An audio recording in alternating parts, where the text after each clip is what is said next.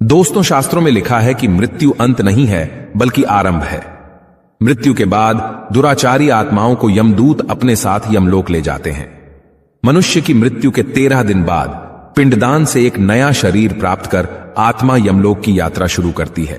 पापी आत्माओं को यमदूत अपने कठोर फाश में बांधकर धारदार हथियारों से मारते हुए दक्षिण की ओर यममार्ग पर खींचते हुए ले जाते हैं।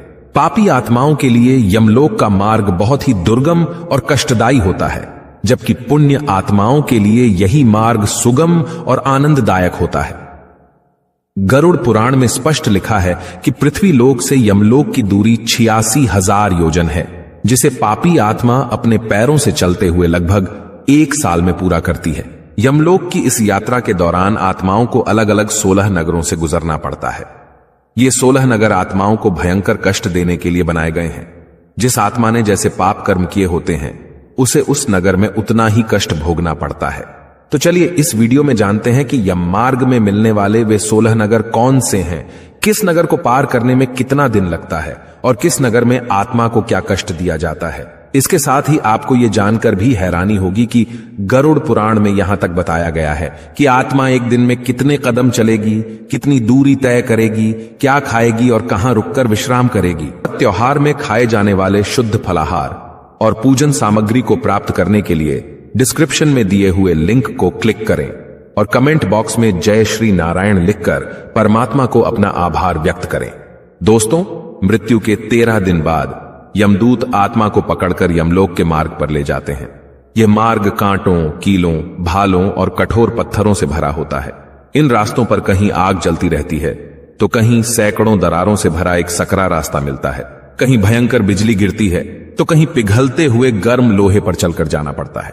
पापी दुराचारी आत्माओं को इन रास्तों पर बहुत कष्ट भोगना पड़ता है। पूरे रास्ते भर पापी आत्मा दर्द से चिल्लाती रहती है, लेकिन यमदूत बिल्कुल भी दया नहीं करते, बल्कि वे उस आत्मा को और भी बेरहमी से खींचने लगते हैं। जब कोई पापी मनुष्य यमलोक के मार्ग पर जाता है, तो अत्यधिक गर्मी से उसका शरीर जल जाता है। तकलीफ और भूख से वह इतना कमजोर हो जाता है कि उसका चलना भी मुश्किल होता है। पापी आत्मा को उसके कर्मों के अनुसार विभिन्न प्रकार के जानवर काट लेते हैं। चील, कौवा, गिद्ध आदि खतरनाक पक्षी उसके अंगों को काट काट कर खाने लगते हैं, जिससे पापी आत्मा व्याकुल हो जाती है। गरुड़ पुराण में भगवान विष्णु ने पक्षीराज गरुड़ को बताया है कि यमलोक और मृत्यु लोक के बीच की दूरी 86,000 योजन है। जीवात्मा प्रतिदिन अधिक से अधिक 247 योजन का मार्ग तय करती है। इस प्रकार यमलोक तक की दूरी आत्मा 348 दिनों में पूरी कर लेती है। इस यात्रा के दौरान जीवात्मा सौम्यपुर, सौरीपुर, नागेंद्र भवन, गंधर्वपुर, शैलागम, क्रौंचपुर, क्रूरपुर, विचित्र भवन, बहवापदपुर, दुखदपुर, नानक्रंदपुर, सुतप्त भवन, रौद्रपुर, पयोवर्षण, शीताध्याय और बहुभीतिपुर से होकर गुजरती है। यममार्ग में मिलने वाले ये 16 नगर बेहद खतरनाक और कष्टदायक हैं। इनमें सबसे पहला नगर है सौम्यपुर। इस रमणीक नगर में प्रेतों के महान गण रहते हैं। यहां पुष्प भद्रा नाम की नदी बहती है। पापी आत्मा सौम्यपुर पहुंचकर दुख से चिल्लाने लगती है। अपने बच्चों और परिवारजनों को याद करके बहुत रोती है। रोते रोते उसे अपने किए हुए पाप याद आते हैं, जिसके लिए वो भगवान को याद कर यमदूतों से माफी मांगती है, लेकिन उसकी बात सुनी नहीं जाती। परिवारजनों द्वारा दिए गए मासिक पिंडदान को ग्रहण करके थकान से चूर वह जीवात्मा करुण विलाप करती है। इस नगर की खूबसूरत हरियाली और पहाड़ देखकर विश्राम करना चाहती है, लेकिन यमदूत उसे विश्राम करने नहीं देते और उसे घसीटते हुए दूसरे नगर ले जाते हैं। यममार्ग में स्थित दूसरे नगर का नाम सौरीपुर है। सौरीपुर के रास्ते में चलते समय यमदूत उसे मुद्गलों और भालों से पीटते हैं, जिससे उसे बहुत दुख होता है। वह चिल्लाने लगता है और अपने पापों को याद करके रोता है। इस नगर में काल रूपधारी महाभयंकर जगन नाम का राजा राज करता है, जो अपनी इच्छा अनुसार स्थिर और गतिशील रहता है। उसे देखकर जीवात्मा अत्यंत भयभीत हो उठती है और अपने अनिष्ट की शंका से पीड़ित होकर त्रिपक्ष में पृथ्वी पर संबंधियों द्वारा दिए गए जलपिंड को खाकर बिना विश्राम किए दिन रात लगातार चलते हुए तीसरे नगर अर्थात नागेंद्र भवन पहुंचती है। नागेंद्र भवन पहुंचने में आत्मा को 3 माह का समय लग जाता है, जहां उसे महाभयंकर कष्टदायी वन मिलता है, जिसकी पीड़ा से विलाप करती हुई आत्मा यमदूतों से बार बार अपनी मुक्ति की प्रार्थना करती है। यहां वह आत्मा अपने बंधु बांधवों के द्वारा दिए गए अन्न जल को प्राप्त करती है। उसके बाद यमदूत उसे पाश में बांधकर दुख देते हुए पुनः आगे की ओर ले जाते हैं। चौथे मास में यह पापी आत्मा गंधर्व नगर पहुंच जाती है, जहां की पथरीली और तपती हुई जमीन पे चलते हुए उसके पैर जल जाते हैं। यहां आत्मा आराम करना चाहती है, लेकिन यमदूत उसे बिल्कुल भी आराम नहीं देते। चौथे मास में दिए गए श्राद्ध पिंड का भक्षण करके आत्मा शैलागम नामक नगर पहुंचती है, जहां उस पर लगातार पत्थरों की बारिश होती है। पत्थर लगने से उसका पूरा शरीर चोटिल हो जाता है। कष्ट में जमीन पर गिरी हुई आत्मा यमदूतों से बार बार प्रार्थना करती है। तब यमदूत उससे कहते हैं कि जीवित रहते हुए तुमने ज्ञान का मार्ग अपनाया नहीं, ना ही योग या भक्ति के मार्ग पे चले, और ना ही अच्छे कर्म किए, तो अब अपने कर्मों के फल भोगो। इस तरह इस नगर के कष्ट भोगते हुए आत्मा अपने सगे संबंधियों के द्वारा दिए गए पिंड खाकर बिना विश्राम किए हुए 5वें महीने में क्रौंचपुर में ले जाई जाती है। इस नगर में आत्मा अपने पुत्रों द्वारा दिए गए पिंडदान और घटदान से तृप्त होकर आधे मुहूर्त तक विश्राम करती है, और यमदूत उसे विश्राम करने से नहीं रोकते। लेकिन आधे मुहूर्त के बाद यमदूतों के द्वारा डराए जाने पर दुख से कांपते हुए पापी आत्मा उस पुर को छोड़कर चित्रभवन नामक पुर को जाता है, जहां यम का छोटा भाई विचित्र नाम वाला राजा राज्य करता है। इसी नगर में आगे एक वैतरणी नदी बहती है, जो 100 योजन चौड़ी है और रक्त तथा मवाद से भरी हुई है। जैसे ही वह पापी आत्मा इस नदी के किनारे पर पहुंचती है, उसे एक नाव दिखती है जिसे एक कैवर्त चलाता है। नाव पर सवार नाविक आत्मा से पूछता है कि यदि तुमने पृथ्वी पर गाय का दान किया है तो तुम इस नाव पर बैठकर खुशी से इस नदी को पार कर सकते हो। दोस्तों, जिस व्यक्ति ने जीवित रहते हुए योग्य गाय का दान नहीं किया होता, मृत्यु के बाद आकाश मार्ग से चलने वाले दूत उसके मुख में कांटा फंसाकर मछली की भांति उसे खींचते हुए वैतरणी नदी पार कराते हैं। वहां 6ठे महीने का पिंड खाकर अत्यधिक भूख से पीड़ित होकर आत्मा विलाप करती हुई आगे के रास्ते पर चल देती है। 7वें मास में वह बहवापतपुर को जाती है और वहां अपने पुत्रों द्वारा दिए हुए 7म मासिक पिंड को खाती है।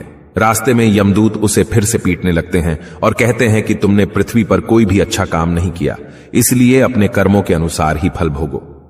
इसके बाद वह पापी आत्मा उस पुर को पार कर दुखद नामक पुर में पहुंचती है, जहां आकाश मार्ग से जाती हुई वह महान दुख प्राप्त करती है। रास्ते में यमदूत उस पर अपने अस्त्र शस्त्रों से प्रहार करते हैं, जिससे वह बार बार दर्द से कराहने लगती है। पापी आत्मा यमदूतों से कहती है कि पाप करते समय मेरे सगे संबंधियों ने, मेरी पत्नी या मेरे माता पिता किसी ने मुझे नहीं रोका। सबने केवल पैसा देखा। वो पैसा मैंने किन गलत कर्मों से कमाया, ये किसी ने नहीं देखा। काश मैं उन बुरे कर्मों से बच पाता तो मेरी यह दुर्दशा नहीं होती। इस तरह विलाप करते हुए वो आत्मा ग्लानि से रोती है और पिंडदान को ग्रहण कर मार्ग पर आगे बढ़ जाती है। यमदूत पापी आत्मा को लेकर 9वें मास में नाना क्रंदपुर पहुंचते हैं। वहां क्रंदन करते हुए अनेक भयावह क्रंदगणों को देखकर आत्मा बहुत दुखी हो जाती है। दूसरों को रोता हुआ देखकर उसे एहसास होता है कि यह लोक उसके जैसे अनगिनत आत्माओं से भरा है, जो वहां अपने कर्मों का दंड पाने आए हैं। पापी आत्मा भी अपने कर्मों को सोचकर आत्मग्लानि से भर जाती है, लेकिन यमदूतों से प्रश्न भी करती है कि अगर मृत्यु के बाद इतने कष्ट मिलते हैं तो अगले जीवन में वो याद क्यों नहीं रहते, क्योंकि अगर याद रहेंगे तो मनुष्य गलत कर्म करेगा ही नहीं। यमदूत उसे बताते हैं कि इसीलिए जीवन में मनुष्य को कष्ट दिए जाते हैं, ताकि वह भगवान की शरण में आ सके, धर्म ग्रंथों की सीख को अपने जीवन में उतार सके। लेकिन पापी मनुष्य ऐसा करने के अतिरिक्त उस समस्या से निकलने का गलत मार्ग अपनाता है और पाप कर्म कर बैठता है। इसके बाद यमदूतों के द्वारा डराए जाने पर पापात्मा उस पुर को छोड़कर 10वें महीने में अत्यंत कठिनाई से सुतप्त भवन नामक नगर में पहुंचती है। वहां पुत्रादि से पिंडदान और जलांजलि प्राप्त करके भी सुखी नहीं होती। 11वां मास पूरा होने पर वह रौद्रपुर को जाता है और वहां भी पुत्रादि के द्वारा दिए हुए 11 मासिक पिंड को खाता है। 11.5 मास बीतने पर वह जीव पयोवर्षण नामक नगर में पहुंचता है। यह नगर जीवों को डराने वाले बादलों से भरा हुआ है। वहां प्रेतों को दुख देने वाले बादल घनघोर वर्षा करते हैं, डराने वाली भयंकर बिजली गिराते हैं। डरी हुई आत्मा को यमदूत और भी डराते और मारते हैं। पापात्मा दुखी होकर स्वजनों द्वारा दिए गए मासिक पिंड खाती है, लेकिन उसकी भूख नहीं मिटती। भूख से पीड़ित आत्मा चिल्लाकर जोर जोर से विलाप करती है, लेकिन यमदूत उसकी एक नहीं सुनते हैं और उसे घसीटते हुए मार्ग पर आगे ले जाते हैं। इसके बाद वर्ष पूरा होने पर वह जीव शीताढ़ नामक नगर को पहुंचता है। इस नगर में हिम से भी 100 गुनी अधिक ठंड पड़ती है, जिससे उसके हाथ पैर ठंड से जकड़ जाते हैं। उससे चला नहीं जाता, वह बार बार गिर पड़ता है। ठंड से दुखी तथा भूख से पीड़ित वह जीव इस आशा से 10 दिशाओं में देखता है कि शायद कहीं कोई उसके नाते रिश्तेदार हों जो उसके दुख को दूर कर सकें। तब यम के दूत कहते हैं, तुम्हारा ऐसा पुण्य कहां है कि तुम्हें इस ठंड से मुक्ति मिले। फिर वार्षिक पिंड को खाकर वह जीव धैर्य धारण करता है। उसके बाद वर्ष के अंत में यमपुरी के निकट पहुंचने पर वह प्रेत बहुभीतिपुर में जाकर हाथ भर माप के अपने शरीर को छोड़ देता है। इस प्रकार एक हाथ का जो शरीर उसे मृत्यु के बाद 13 दिन के पिंडों से मिला था, जिस पर उसने इतने कष्ट सहे थे, बहुभीतिपुर में उसका अंत हो जाता है। इस बात को बताते हुए भगवान विष्णु गरुण से कहते हैं, हे पक्षीराज, इसके बाद फिर से अपने कर्मों का भोग करने के लिए उसे अंगुष्ठ मात्र अर्थात अंगूठे के आकार का वायु स्वरूप यातना देह प्राप्त होता है, जिसे यमदूत कठोर बंधनों से बांधकर कष्ट देते हुए अपने साथ यमलोक ले जाते हैं। यमलोक में प्रवेश करने के लिए चारों दिशाओं में 4 द्वार हैं। पापी आत्माओं को दक्षिणी द्वार से अंदर ले जाकर चित्रगुप्त और यमराज के समक्ष प्रस्तुत किया जाता है, जहां उनके कर्मों का हिसाब होता है और उन्हें अलग अलग नरकों में कष्ट पाने के लिए भेज दिया जाता है। तो दोस्तों, यह थी यम मार्ग में आने वाले 16 नगरों की विस्तृत जानकारी। यदि आप व्रत त्योहार में खाए जाने वाले शुद्ध फलाहार और पूजन सामग्री को प्राप्त करना चाहें तो डिस्क्रिप्शन में दिए हुए लिंक को क्लिक करें। अगर ये वीडियो आपको अच्छी लगी हो तो वीडियो को लाइक करें और अपने बंधु बांधवों को शेयर करें।